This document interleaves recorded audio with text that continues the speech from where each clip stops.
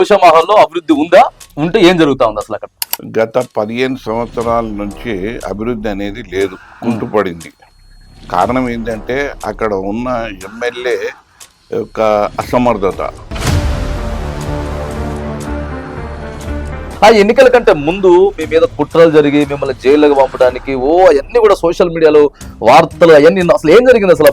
మీ అధినేత ఉన్నాడు కదా, ఇదే స్టూడియోలో నా మీద కుట్ర జరిగింది. ఓకే, ఇదే స్టూడియోలో, ఇదే స్టూడియోలో. మరి ప్రధానంగా ఎంపీగా ఓడిపోవడానికి మెయిన్ కారణాలు ఏంటి? రీజన్స్ ఏంటి మెయిన్?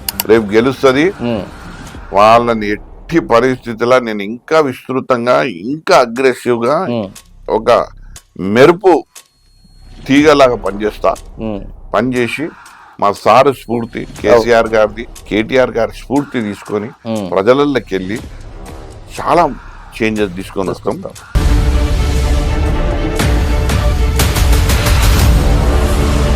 కేసీఆర్ ఆనవాళ్ళే లేకుండా చేస్తా అని చెప్పేసి అంటాడు రేవంత్ రెడ్డి. అట్లనే ఆ ప్రశ్నలనే కేసీఆర్ గొప్పతనం ఉంది. ఆనవాళ్ళు ఎప్పుడు నిర్మాణం అయితే ఏదో అభివృద్ధి చేసి ఒక చరిత్ర సృష్టించినప్పుడే ఆనవాళ్ళు వస్తాయి. ఆ ఆనవాళ్ళని తీస్తున్నావు అంటే తీయకు, నీ గీతను పెద్ద చేసుకో. ఉన్న గీత మాది గీత ఉంది, నీ గీత పెద్ద చేయాలి కానీ దాని గీతనే దుడిపేస్తా అంటే నీతో సాధ్యం కాదు.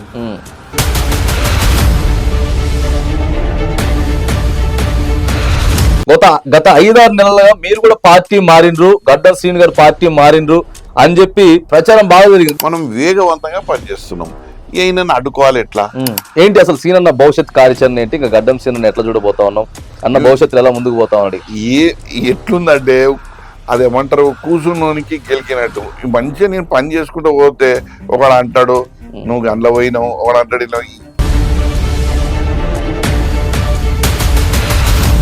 వర్గంలో ఉన్నటువంటి కార్యకర్తలకి వాళ్ళ ఇంట్లో పెళ్లి అయినా, సావైనా, చిన్న ఫంక్షన్ అయినా కూడా సీనన్న కంపల్సరీ ఏదో సీనన్న పాత్ర ఉంటది అనేది మేము 5,000 చైర్లు, ఓకే, 5,000 కావాల్సిన టేబుల్లు, 5,000 మంది కావాల్సిన డేక్షలు, జగ్గులు, బకెట్లు, డబ్బాలు అన్ని 3 గోడాన్ల నిండి ఉంటాయి.